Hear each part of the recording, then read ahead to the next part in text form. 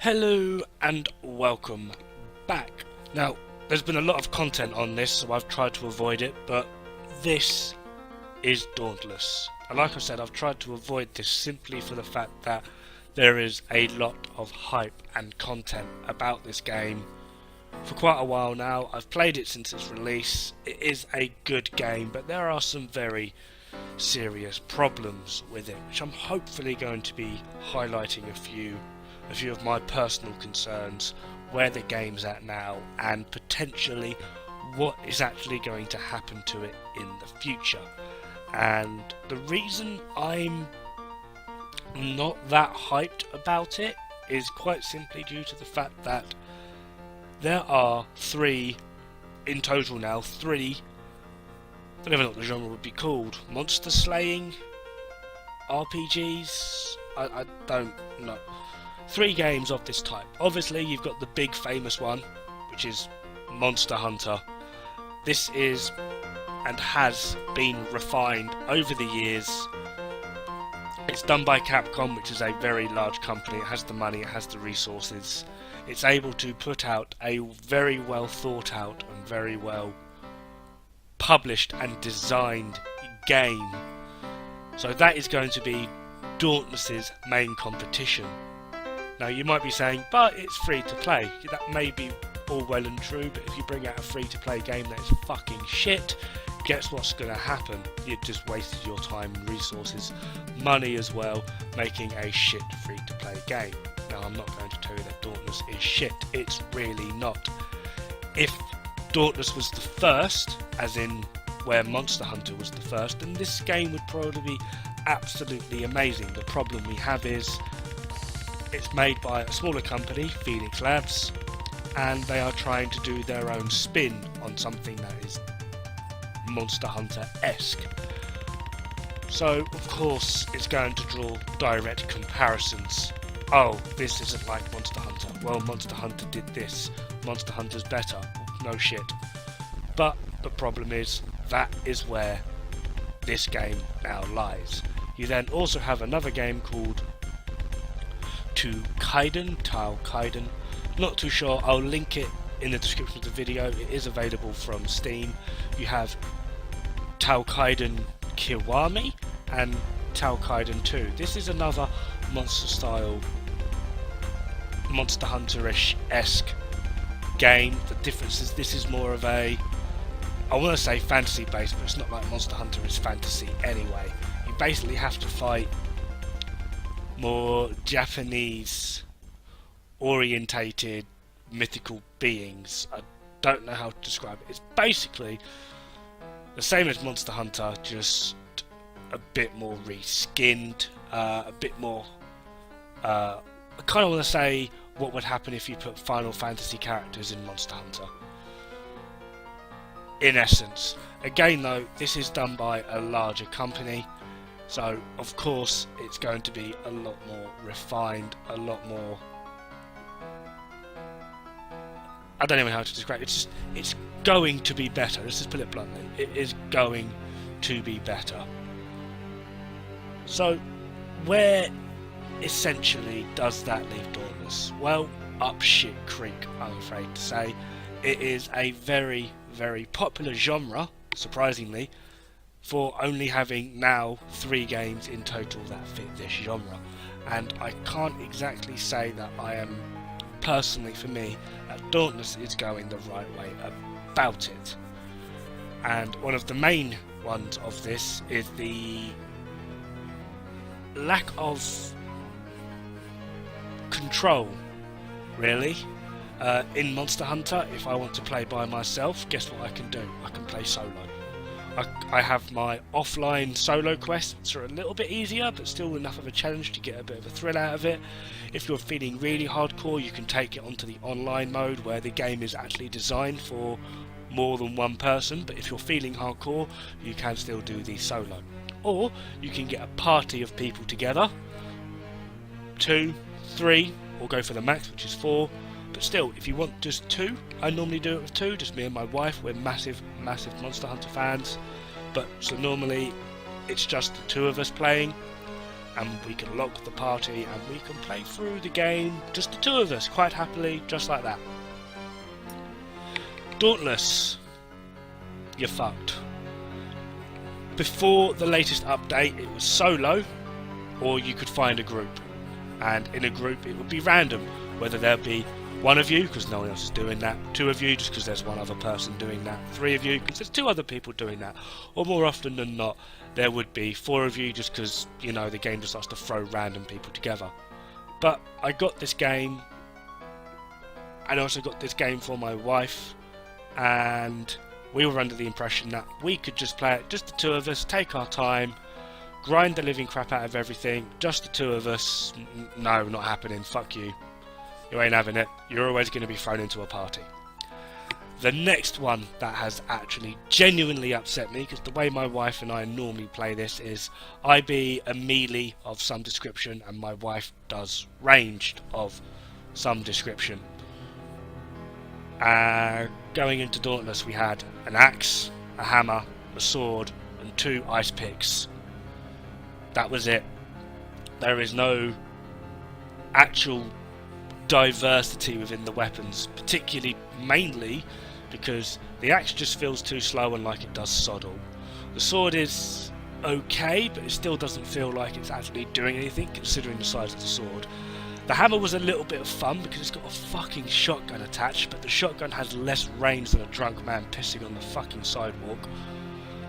And the chain blades, well, I'll put it this way, there is a damage count at the end of the actual mission as to who did the most damage and who did the best. I can guarantee you now, 100% of the time, the fucker with the chain blades always got it. Every single time.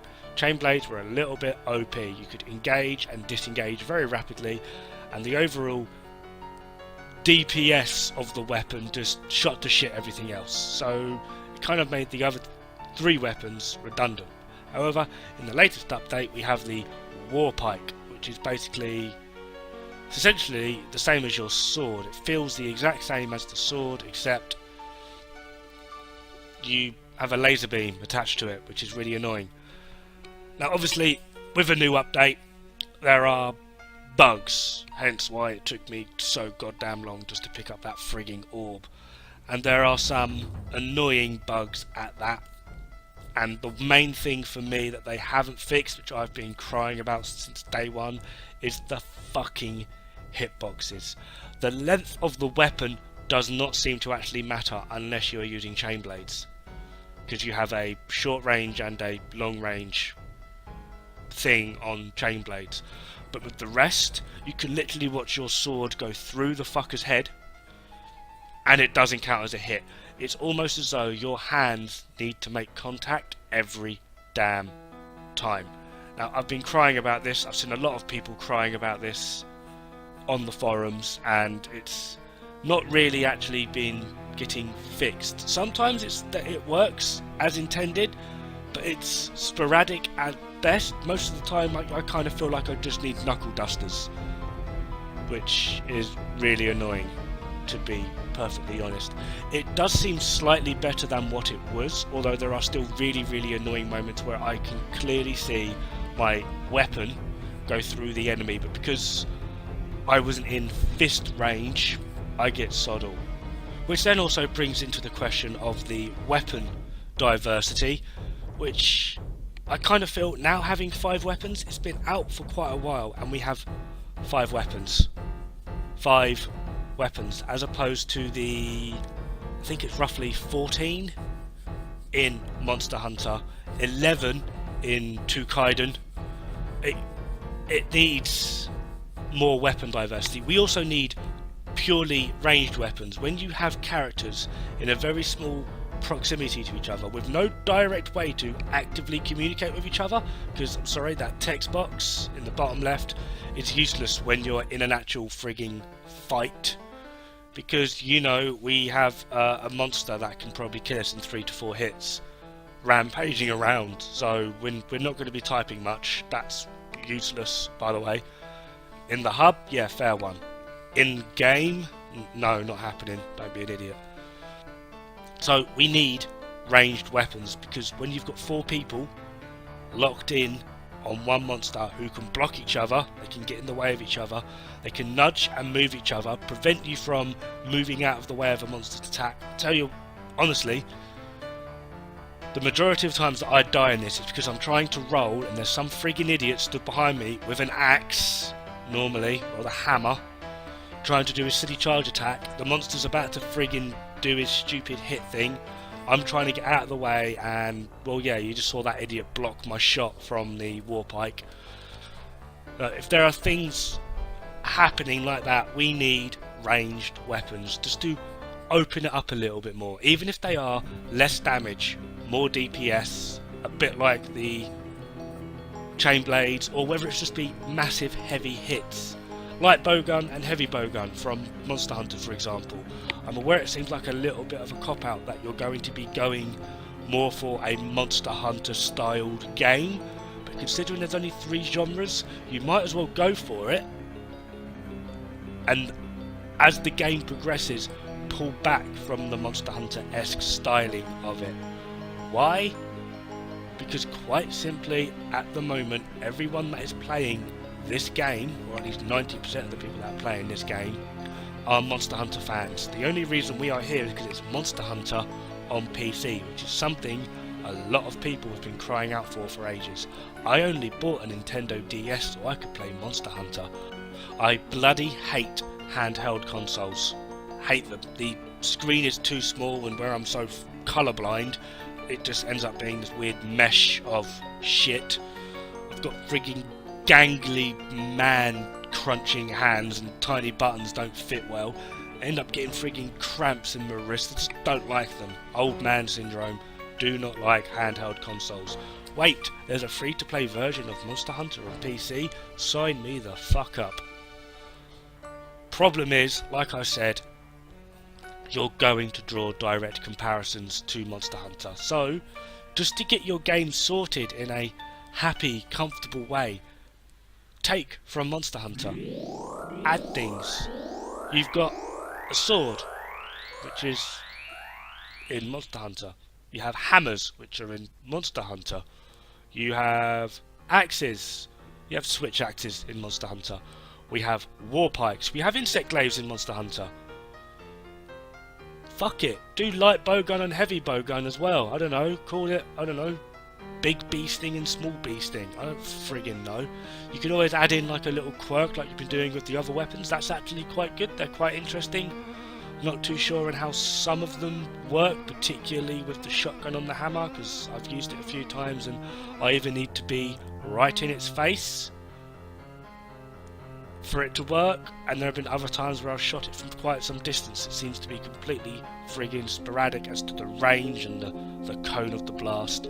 There are some issues. However, it is in closed beta at the moment, so obviously there's going to be bugs, but I can forgive that.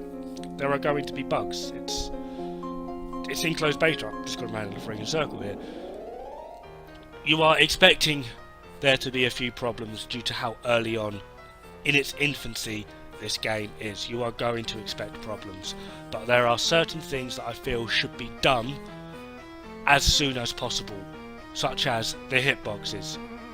You'd be amazed at what you can't actually hit despite the fact that you're in its face, and how easily it can hit you despite the fact that it clearly missed.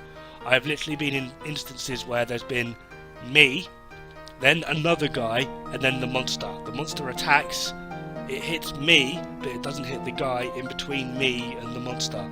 That is a wacky hitbox. What the hell? It's mental. Wind hurts you as well, which is another one. There's a stupid death bear pigeon, Shrike, Shrave. I think they're both of the same sort of family. They are hell for me. I absolutely hate them. They are, for me, they're like fighting 2 Deviljo with 0 equipment on. Bare knuckle. I just can't do them no matter what. So,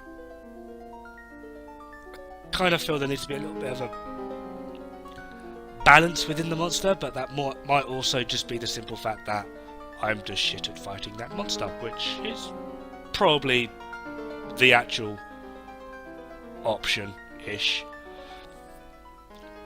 Then, of course, like I said, there are environmental dangers in a way. Fire, I kind of get it, but when this Shrike or Shrave flies overhead, I don't expect to see half my health bar disappear because, I don't know, wind hurts. I don't get that. I'd get like a knockdown or a knockback, but actual hurting, that's a little bit dodgy. That nah. If it was like an actual wind attack, like a physical wind attack, fair one. But I have had it several times where this stupid pigeon flies over me. It's clearly missed by like a good meter or two, but due to the there's no even like animation or visual effect of it. Just where you hear the wind, and you're like, so I'm assuming it's the wind, but it friggin' hurts and it's bloody irritating. So, despite the fact that I have just moaned for the past like 16 minutes about things wrong with this game, this is a really good game. It's quite fun, and I only say quite because obviously you will notice problems with it, particularly if you are a Monster Hunter fan or a Tokaiden fan. There are problems that will drive you up the bloody wall at points, but because you're a massive fan of the genre, just like me, you keep coming back to it because it's Monster Hunter on PC. So until Monster Hunter World gets here, this is going to be the big daddy. Tokaiden is obviously also on PC, but that's been out for a few years now, and if you check it out on Steam, you will notice that even the original game is still for £50. That's roughly about $65-ish. Math is shit. And even Tokaiden 2 is still £50. So they are still massively expensive games. You can get the base founder pack that includes you into the closed beta for Dauntless for less than £30. This game is expected to go into open beta around mid-2018, as near as we can tell. They've pushed it back to 2018 as far as they have announced, but a lot of people are speculating that's going to be mid-2018 because there's a lot of new content coming out that they have teased or slashed announced. Like there's transmogs coming, apparently there's going to be new customizations for your character. They've added like weird gem things or sockets for those that are, and decorations for those that are Monster Hunter savvy. They've added those in. They've revamped the combat system, hence why you've got now damage numbers. We didn't have damage numbers before because a lot of people complained we don't feel like we're fucking doing anything. What the hell's going on here? So they've added damage numbers. Bit of a band-aid if you ask me, but it does now show that you are doing something. It's a simple, quick, easy fix. Look, you are doing things, here's the damage number to prove it. Simple, done. You can turn them off if you do not like numbers popping up everywhere, or if you've got a bit of a potato. The game is quite well optimised. It does run on standard baseline gaming laptops, which is what my wife has. She's able to run Dauntless quite well. She gets a little bit buggy and a little bit laggy when she goes back to the town hub, but let's face it, you can deal with that, spending an extra few minutes trying to lag around so that you can build a new weapon or armour. It's mainly as long as the game runs quite smoothly in the fight, which it does, which is a nice little thing. It's quite well suited within the actual combat area itself, which is the plus, which is what we need. And overall, the graphic design and the monster design is pretty damn good. They've obviously, like I've said, you would draw comparisons from Monster Hunter as well as Tokaiden, but there's not very many similarities between the monster stylings of all three games. The weapon choices, obviously, you can't really come up with random fantasy weapons. I don't know, Kinky Whip, that might be a good one to have some point, Kinky Whip. But the monster stylings are quite vast and different from all three games, so that is a massive plus point. It's not like they've copied anything. Obviously there are stylings within the monsters that are similar, like this is your Nasha, so this would be your Great Jaggy for the Monster Hunter fans. There's things like Embermanes, which are going to be more like your Tigrexes. They're fast and pretty brutal, really hard to catch, and can just pound you into oblivion if you don't get used to fucking dodging. You've got your heavy slow bruisers, such as that mammoth thing from Monster Hunter Generations. I forgot what that's bloody called. You've got, so stylings like that are obviously going to be pretty similar, but the overall stylization and look of the monsters is quite wide and open. So I do really recommend this game. It needs more work. So the more people we can get playing it from the love of Monster Hunter and Tsukaiden, with more experience and more knowledge on the game base than so we can possibly get together on the forums and help steer this game in a better and brighter way, which I feel is what this game needs. I understand why the devs of this game, Phoenix Labs, are trying to bring it away from Monster Hunter, because it's their own game. They want to make it their own game. But like I keep saying, the problem with it is, at the moment, is there's 3 games in this genre at the moment. That's it, 3 games.